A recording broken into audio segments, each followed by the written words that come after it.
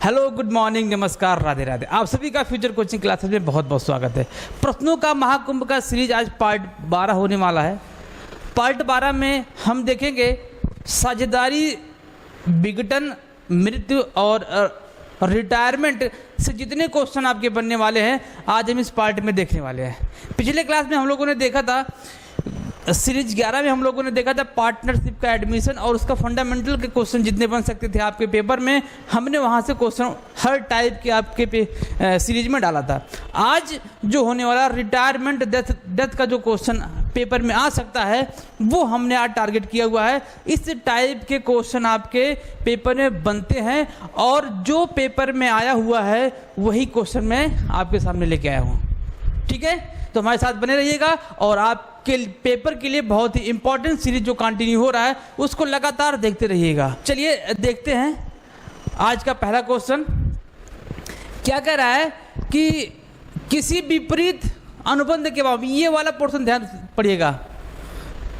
क्या कह रहा है, विपरीत अनुबंध के अभाव में एक साझेदारी फर्म के समापन पर क्या हो रहा है, फर्म का समापन हो रहा है।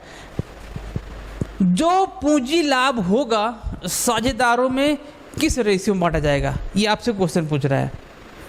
क्वेश्चन बड़े ध्यान से पढ़िएगा। क्वेश्चन इत्मीनान से पढ़ेंगे तभी हमको आंसर बहुत आसानी से मिल पाएगा। अगर हम क्वेश्चन पढ़ने में जल्दबाजी करेंगे तो हमसे क्वेश्चन नहीं हो पाएगा, हम क्वेश्चन पेपर में गलत करके आ जाएंगे। ठीक है, तो पेपर में क्वेश्चन को और प्रैक्टिस सेट सॉल्व करते समय आप लोग क्वेश्चन को बड़े ध्यान से पढ़िए। एक बार दो बार क्वेश्चन को पढ़ने के बाद आपका आंसर उसी में छुपा होता है। ठीक है, चलिए देखिए क्या कह रहा है।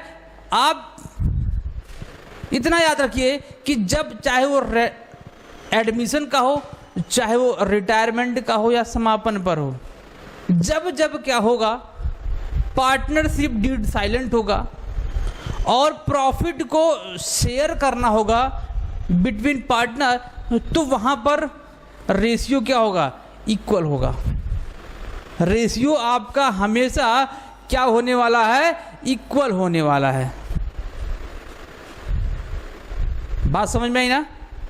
तो ये जो पूंजी लाभ होगा साझेदारों में किस रेशियो में बांटा जाएगा, समान अनुपात में बांटा जाएगा।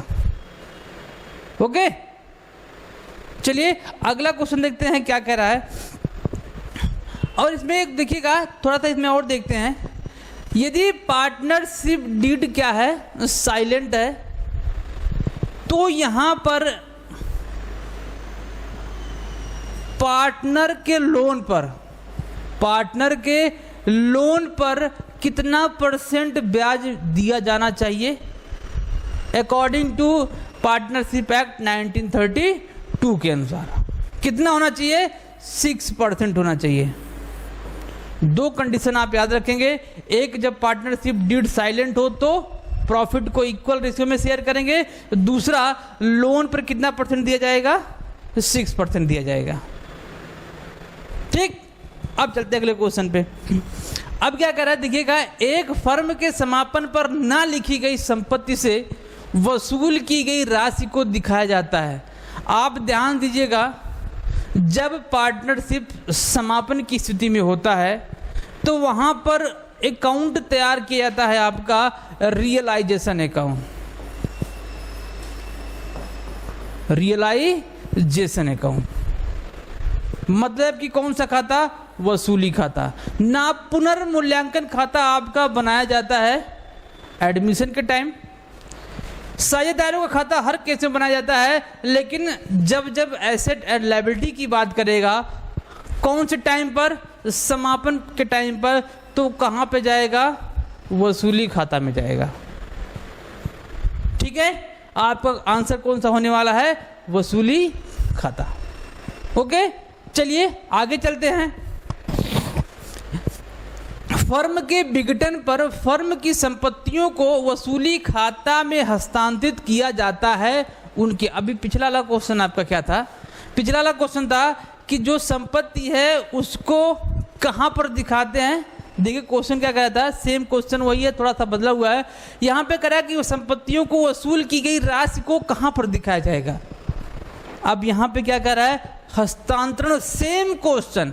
ऐसे क्वेश्चन आपके रिपीटेड क्वेश्चन होते हैं आपके पेपर में, आपके पेपर में टीजीटी पीजीटी केवीएस के एग्जाम में यहाँ से ऐसे क्वेश्चन रिपीटेड होते हैं। इसीलिए मैं आपका सीरीज 11, 12 और 13 भी पार्टनरशिप पर ही होने वाला है। विघटन ये कह रहा है कि वसूली खाता में हस्तांतरित किया जाता है। अब ये पूछ रहा है कि डेबिट या क्रेडिट, डेबिट या क्रेडिट। ध्यान रखिएगा, जब जब ट्रांसफर की बात करेगा, संपत्ति को डेबिट करेंगे और लायबिलिटी को क्रेडिट करेंगे। संपत्ति को डेबिट किए, सॉरी, वसूली खाता है कि में हस्तांतरित किया जाएगा। ये कह रहा है कि पुस्तक मूल्य पर, बाजार मूल्य पर। क्वेश्चन ये है, डेबिट क्रेडिट नहीं पूछ रहा है। आपका क्या हो जाएगा, पुस्तक मूल्य पर। जब जब ऐसा ट्रांसफर करने की बात करेगा तो कहाँ पर दिखाया जाएगा, उसके पुस्तक मूल्य पर दिखाया जाएगा, ना कि बाजार मूल्य पर, ना कि बाजार मूल्य पर। इसी क्वेश्चन में डेबिट क्रेडिट भी देख लेते हैं। डेबिट क्रेडिट मैंने बताया, संपत्तियों को डेबिट करेंगे और लायबिलिटी को क्रेडिट करेंगे। ठीक है, बात समझ में आएगी ना। तो ये क्वेश्चन आपका था, फर्म के विघटन पर संपत्तियों का जो वसूली खाता में हस्तांतरण होगा वो किस वैल्यू पर होगा। वैल्यू कौन सा होगा, बुक वैल्यू होगा। ठीक, चलिए अगले क्वेश्चन पे चलते हैं। अगला क्वेश्चन कह रहा है कि साझेदारी का समापन जिस कारण से हो सकता है वह कौन कौन सा है। भाई ये रीजन पूछ रहा है आपसे, किसका रीजन पूछ रहा है, पार्टनरशिप विघटन का समापन का क्या पूछ रहा है, रीजन पूछ रहा है, किस कारण से समापन हो सकता है, किसका, साझेदारी का। ध्यान रखिएगा, फर्म अलग मैटर है और पार्टनरशिप अलग मैटर है। आपसे इन दोनों का इन दोनों में बारीकी अंतर है, इसमें हम क्वेश्चन गलत कर देंगे। अगर आपसे पूछ रहा है साझेदारी का समापन किस कारण से होता है, अगर ऐसा पूछे साझेदारी फर्म का किस कारण समापन होता है, दोनों क्वेश्चन अलग है। क्या है, दोनों क्वेश्चन अलग है। यहाँ पे केवल और केवल पूछ रहा है साझेदारी का समापन कैसे हो सकता है। देखिएगा, साझेदारी के मृत्यु पर साझेदारी समाप्त हो सकता है, जी बिल्कुल हो सकता है। सपोज देखिएगा, ए, बी और सी दोनों तीनों पार्टनर हैं। इसमें सी क्या हो गया, मृत्यु हो गई, सी मर गए, तो क्या पार्टनरशिप विघटित हुआ, समाप्त हुआ, जी बिल्कुल। यहां पर 3 पार्टनरशिप बचे, कितने, 2 पार्टनर। पार्टनरशिप क्या हुआ, यहां पर ब्रेक हुआ। तो पहला कारण आपका क्या है, सही है, इससे पार्टनरशिप क्या हो जाता है, ब्रेक हो जाता है। नेक्स्ट कह रहा है कि किसी साझेदार का दिवालिया होना, जी बिल्कुल। यदि साझेदार दिवालिया हो जाता है तो वह पार्टनरशिप के लायक नहीं रहता है, इसलिए वहां पर भी क्या होता है, साझेदारी ब्रेक होता है। तीसरा का सभी साझेदारों की सहमति द्वारा, जी अगर से ए, बी, सी पार्टनर हैं, तीनों अगर चाहें तो पार्टनरशिप क्या हो सकता है, खत्म हो सकता है। तो यहां पर आंसर क्या हो सकता है, तीनों उपर्युक्त सभी सही हैं, पार्टनरशिप समाप्त हो सकता है। ठीक है, चलिए अगले क्वेश्चन पे चलते हैं। अगला क्वेश्चन आपको क्या कह रहा है, कह रहा है कि किसी अनुबंध के अनुपस्थिति में सेम कंडीशन। पहला क्वेश्चन जो आपका था वहां पर एग्रीमेंट क्या था, साइलेंट था। यहां पर जो क्या कह रहा है, किसी अनुबंध की अनुपस्थिति में, ध्यान से इसको पढ़िएगा, अनुपस्थिति कह रहा है में एक अवकाश ग्रहण करने वाले साझेदार की फर्म में हिस्सेदारी को शेष साझेदार वहन करेंगे। क्या कह रहा है, अवकाश जो ग्रहण कर रहा है उसके साझेदारी, फर्म में हिस्सेदारी जो है को शेष साझेदार क्या करेंगे, किस रेशियो में उसको बांटेंगे।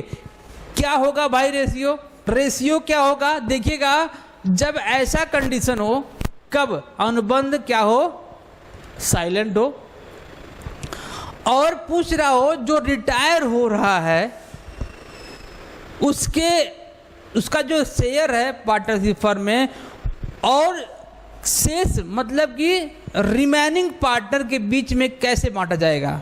तो उसका आंसर होगा आपका जो उन लोगों का रेशियो है प्रेजेंट में लाभ विभाजन अनुपात, उसी के अकॉर्डिंग क्या करेंगे, उसको शेयर करेंगे। बात समझ में आई ना? किसके अकॉर्डिंग? लाभ विभाजन अनुपात के अकॉर्डिंग। ओके, चलिए अगला क्वेश्चन देखते हैं। कह रहा है कि गार्नर बनाम मर्रे, कौन आ गए, के नियमानुसार दिवालिया साझेदार की कमी को शोधक्षम, ध्यान रखिएगा शोधक्षम मतलब क्या होता है, बचे हुए साझेदार, रिमेनिंग पार्टनर, साझेदार बांटते हैं। गार्नर, मर्रे और बिल्किंस 3 पार्टनर थे। बिल्किंस दिवालिया हो गए हैं। उस वही कह रहा है कि जो दिवालिया हुआ है उसके पूंजी की कमी जो आई है वो किस रेशियो में शोधक्षम मतलब गार्नर और मर्रे उसको बांटेंगे। ये मैटर न्यायालय में गया था। न्यायालय ने इसमें डिसीजन दिया था कि ऐसी कंडीशन में कौन सा अनुपात बनेगा, पूंजी अनुपात बनेगा। बहुत ही महत्वपूर्ण क्वेश्चन है ये, हर साल आपके पेपर में यहाँ से क्वेश्चन बनते हैं। बहुत ही इंपॉर्टेंट क्वेश्चन, बहुत ही, कई बार इसको स्टार लगा लो। गार्नर और मर्रे का जो नियम है, 4 डिसीजन दिया गया था आपको, वो चारों के चारों आपको याद होने चाहिए। ठीक है, इसमें कह रहा है कि कमी को किस रेशियो में बांटेंगे, पूंजी के अनुपात में। ठीक है, गार्नर और मर्रे का जो नियम है मैंने क्लास सीरीज 1 या 2 में मैंने उस पर डिस्कशन किया हुआ है, आप उसको देख सकते हैं, वहाँ पर देख लीजिए। बड़ा ही महत्वपूर्ण क्वेश्चन है ये। ठीक, आगे चलते हैं। अगला क्वेश्चन क्या कह रहा है, कह रहा है कि फर्म के विघटन पर पुस्तकों में ना लिखे गए दायित्व को कहाँ पर दिखाया जाएगा भाई, ना लिखे दायित्वों को कहाँ दिखाया जाएगा। एक बार आप सोचिए, तब तक मैं पानी पी लेता हूं।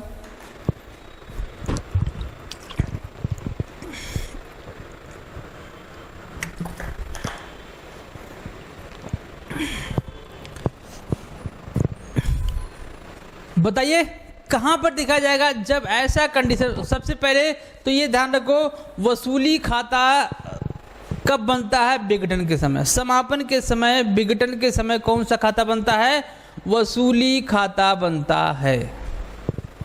ठीक है, और ऐसा कंडीशन जब होगा तो कहाँ दिखाया जाएगा, आपका डेबिट साइड में दिखाया जाएगा। कहाँ पर दिखाया जाएगा, डेबिट साइड में दिखाया जाएगा। ओके, चलिए नेक्स्ट देखते हैं। अगला क्वेश्चन क्या कह रहा है, जब साझेदारी फर्म का विघटन किया जाता है तब फर्म की पुस्तकों में निम्नलिखित खाता खोला जाता है। आपसे ये पूछ रहा है कि फर्म जब विघटित होता है तो उसमें कौन सा खाता खोला जाता है। ऑप्शन 4 दिए गए हैं, उससे पहले मैं आपको बता दूं कौन कौन सा खाता खोला जाता है। सबसे पहले आपका वसूली खाता दिया होगा, जी बिल्कुल, वसूली खाता खोला जाता है, जिसे हम क्या बोलते हैं, रियलाइजेशन बोलते हैं। रियलाइजेशन अकाउंट बोला जाता है। दूसरा आपका बनता है पार्टनर कैपिटल। क्या बनता है, पार्टनर्स कैपिटल बनता है। तीसरा आपका बनता है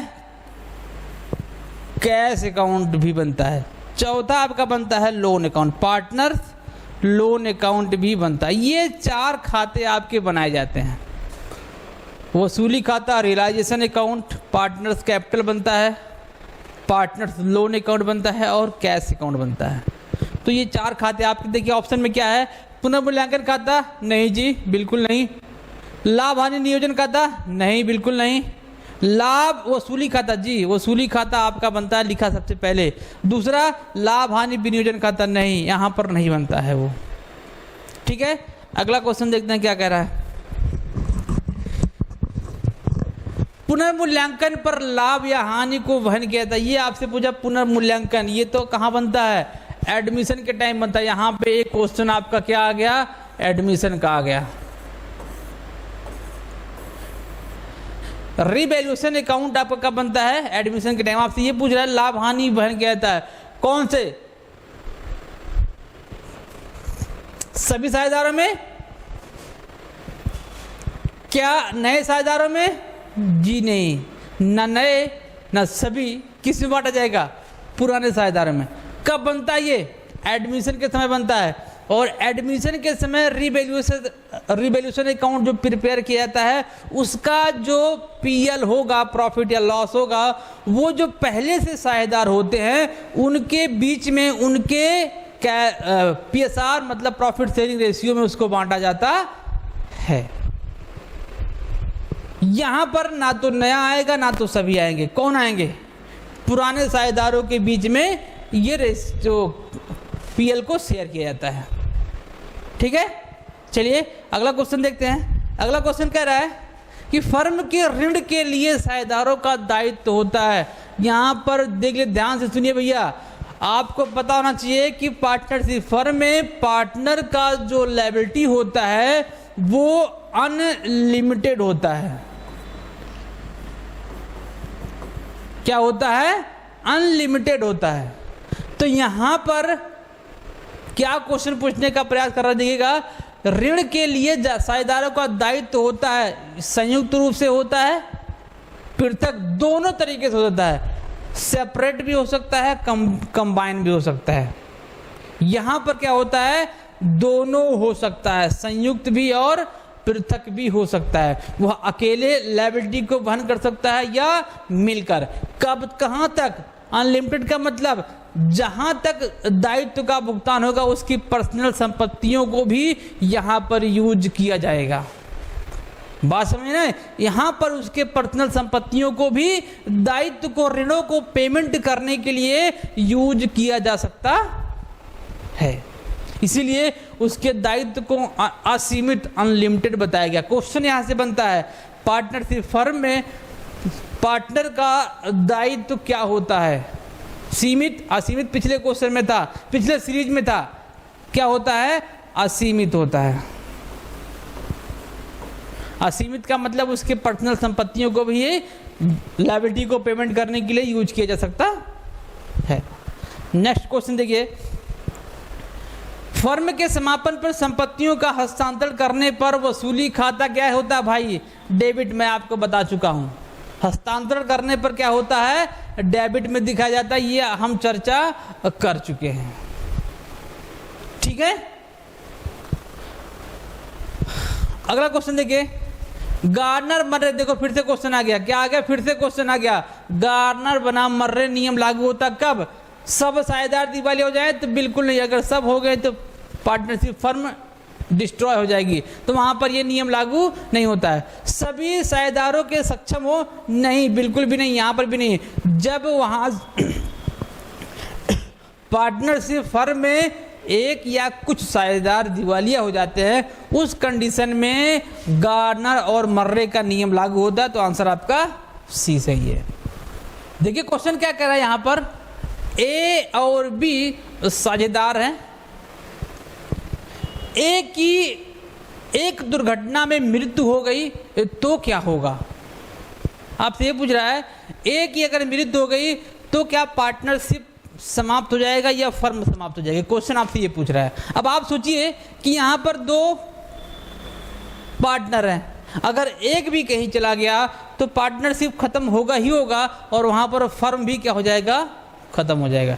तो इस कंडीशन में दोनों हो सकता है, फर्म भी खत्म हो जाएगा और पार्टनरशिप भी खत्म हो जाएगा। आंसर कौन सा होगा, आंसर आपका ये होगा कि फर्म और साझेदारी दोनों समाप्त हो जाएंगी, फर्म और साझेदारी दोनों समाप्त हो जाएंगी। ठीक है, अगले क्वेश्चन पे चलते हैं। क्या कह रहा है कि एक साझेदारी समझौता समाप्त हो जाता है, एग्रीमेंट ऑफ पार्टनरशिप डीड समाप्त कब कब होगा, देखिएगा, एक साझेदारी के अवकाश हो जाने पर, एक साझेदार की मृत्यु होने पर, एक साझेदार के दिवालिया पर, अगेन फिर से एक क्वेश्चन आ गया, एक साझेदार के अवकाश होने पर साझेदारी समझौता क्या हो जाएगा, खत्म हो जाएगा। दूसरा, एक साझेदार की मृत्यु होने पर भी क्या होगा, समझौता खत्म हो जाएगा। एक साझेदार के दिवालिया होने पर भी समझौता खत्म हो जाएगा। तो ऑप्शन कौन हो जाएगा, 4। ऑप्शन कौन सा सही हो जाएगा, ऑप्शन 4 आपका आंसर सही हो जाएगा। नेक्स्ट क्वेश्चन देखिए, किसी साझेदार की मृत्यु हो जाने पर जो संयुक्त जीवन बीमा पॉलिसी से प्राप्त रकम किस रूप में साझेदारों के पूंजी खाते में क्रेडिट किया जाएगा। आपसे ये नहीं पूछा कहाँ, आपसे पूछा क्रेडिट तो होगा कहाँ पर, पूंजी खाते में। पूछ क्या रहा है, साझेदारों के पूंजी खाते में प्राप्त रकम किस रूप में दर्शाया जाएगा। भाई जब जीवन बीमा पॉलिसी जो संयुक्त रूप से लिया गया है पार्टनर पर, वो किसको मिलेगा, सबको मिलेगा ना। तो आंसर क्या हो सकता है, सभी साझेदारों के लाभ हानि अनुपात में। किस अनुपात में, लाभ हानि अनुपात में। क्या एक को दिया जाएगा, भाई जिसके नाम पर है, सब मिले हैं, पार्टनरों का संयुक्त रूप से क्या हुआ है, बीमा कराया गया है, तो शेष को क्यों मिलेगा, सबको मिलेगा। अगर वहां पर कोई मर गया है तो उसके नॉमिनी को क्या दिया जाएगा, उसका शेयर दिया जाएगा। जिसने पार्टनर जिसको नॉमिनी के रूप में क्या किया होगा, बनाया होगा, उसको दिया जाएगा, लेकिन मिलेगा सबको। तो शेष को नहीं, केवल मृतक को नहीं, तो किसको, तो सबको दिया जाएगा। और किस रेशियो में, PSR में दिया जाएगा। नेक्स्ट क्वेश्चन देखिए, ABC साझेदार हैं तथा लाभ हानि का वितरण किस रेशियो में, 1/2, 1/3 और 1/6 के अनुपात में करते हैं। C की मृत्यु हो जाती है, AB का अर्जन अनुपात, अर्जन का मतलब होता है गेनिंग, क्या होता है, गेनिंग पूछ रहा है भैया, ये गेनिंग रेशियो पूछ रहा है। चलिए देखिएगा, पहले तो हम उसको रेशियो में कन्वर्ट कर लेते हैं। क्या दे रहा है, 1/2 रेशियो, 1/3 रेशियो, 1/6। इसको हम कन्वर्ट कर ले, बना दे। हम अगर एलसीएम कितना ले, 6 ले लें तो कितनी बार जाएगा, 2 टाइम, तो क्या हो जाएगा, 3 हो जाएगा, यहाँ पर 2 हो जाएगा, वहाँ पर 1 हो जाएगा, क्या हो जाएगा, 1। तो रेशियो क्या बनेगा, 3:1 बन जाएगा। यदि ऐसा कंडीशन दिया हो तो पहले हम क्या करेंगे, इसको यहाँ कन्वर्ट कर लेंगे, तो 3:1 का रेशियो बन गया। और यहां पर न्यू रेशियो साइलेंट है, हमको न्यू रेशियो निकाल के नहीं दिया है, ठीक है। तो गेनी रेशियो निकालने का फॉर्मूला था न्यू माइनस ओल्ड होता है, ठीक है, और सेक्रीफाइस का ओल्ड माइनस न्यू होता है। तो यहां पर क्या कंडीशन बनेगा, ऐसा कंडीशन जब न्यू रेशियो यहां पर नहीं दिया हो, तो जो जा रहा है, मैंने पिछले भी क्लास में बताया था, जो जा रहा है उसको यहां से ऐसे डिलीट कर देंगे तो क्या बन जाएगा, आपका गेनी रेशियो बन जाएगा। तो आंसर आपका पहला सही हो जाएगा, 3:2 का रेशियो हो जाएगा, ठीक है। चलिए नेक्स्ट क्वेश्चन देखते हैं, किसी अवकाश ग्रहण करने वाले साझेदार को देय राशि का तुरंत भुगतान नहीं किया जाता है तो उसे अंतरित किया जाता है।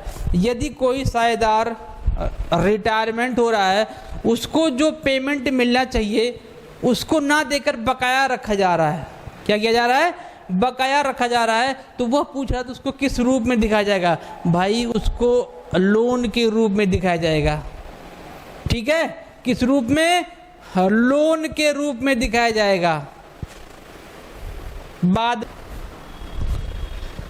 क्वेश्चन क्या कह रहा है, AB साझेदारों की पूंजी खातों में क्रमशः 5,000, 10,000 और 20,000 रुपये शेष था। तो जबकि फर्म का समापन हुआ तथा संपत्तियों का टुकड़ों में विक्रय हुआ, यदि प्रथम किस्त 10,000 रुपये प्राप्त होता है और गार्नर और मर्रे का नियम लागू होता है तो साझेदारों में इसका वितरण कैसे होगा। आपको अभी जस्ट मैंने बताया, जब गार्नर और मर्रे का नियम लागू होगा तो रेशियो क्या बनेगा, कैपिटल अनुपात बनेगा, पूंजी के अनुपात बनेगा ना। तो पूंजी का अनुपात बना लेते हैं, कैसे बनेगा? 5,000 रुपये पूंजी उसकी है, अनुपाते 10,000 बी की है, अनुपाते 20,000 किसकी है? सी की है। यहाँ इसको रेशियो 3 जीरो हटाएंगे तो 3 जीरो हट गया, बचा कितना? 5, 10, 20 कट सकता है, 1, 2, 4, ये रेशियो बना। और इस रेशियो से क्या करेंगे? 10,000 को बांटेंगे तो आपका बनेगा कितना? 1429, 28 57 और 57 14 का बनेगा। ठीक है, चलिए अगले क्वेश्चन पे चलते हैं। अगला क्वेश्चन क्या कह रहा है? सेकेंड लास्ट, साझेदारी का विघटन अनिवार्यता हो सकता है। अब यहाँ पर साझेदारी का विघटन कब कब हो सकता है? अनिवार्य रूप से साझेदार द्वारा दुर्व्यवहार करने पर नहीं, दुर्व्यवहार करने पर थोड़ी ना होगा भाई विघटन। किसी साझेदार के पागल हो जाने पर? जी नहीं, बिल्कुल नहीं। व्यापार में हानि होने पर? नहीं, हानि होगा तो पार्टनरशिप थोड़ी खत्म हो जाएगा। लेकिन जब किसी साझेदार की मृत्यु हो जाएगी तो क्या होगा? पार्टनरशिप का जो एग्रीमेंट है वो अपने आप खत्म हो जाएगा। अभी हमने पीछे चर्चा किया हुआ था। आज का लास्ट क्वेश्चन देखिए क्या कह रहा है कि एक साझेदारी की अवकाश ग्रहण करने पर, एक साझेदार के अवकाश ग्रहण करने पर ख्याति का कुल रकम को क्रेडिट करेंगे। कहाँ पर क्रेडिट करेंगे भाई?